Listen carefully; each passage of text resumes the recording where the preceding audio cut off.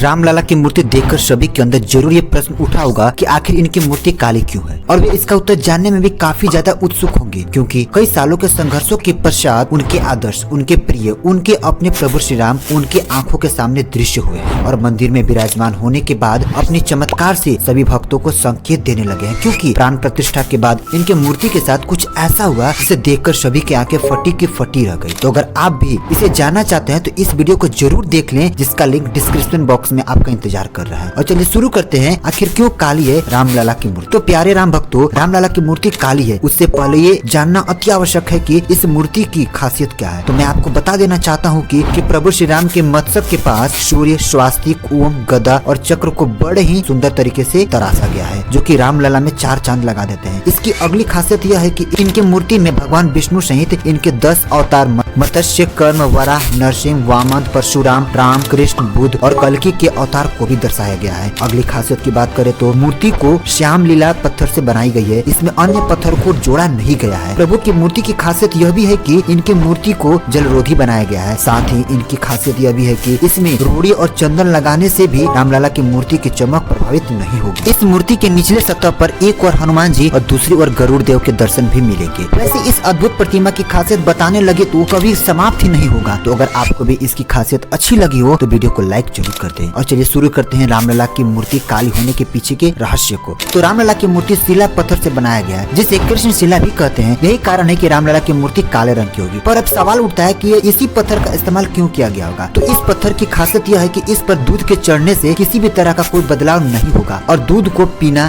स्वास्थ्य के लिए भी हानिकारक नहीं होगा। इस पत्थर का 1000 साल तक कुछ भी बिगड़ता है तो इसमें किसी भी तरह का कोई बदलाव नहीं आता है। साथ ही वाल्मीकि जी ने अपनी रामायण में भी भगवान राम का जिक्र श्याम वर्ण में ही किया है। यही सबसे बड़ी वजह रही कि इनकी मूर्ति को श्याम वर्ण में बनाया गया है। तो साथियों, अगर आपको भी रामलला के आगमन पर जरा सी भी खुशी है तो कमेंट में जय श्री राम जरूर लिखें और चैनल को सब्सक्राइब करके अपनी खुशी को जाहिर जरूर करें।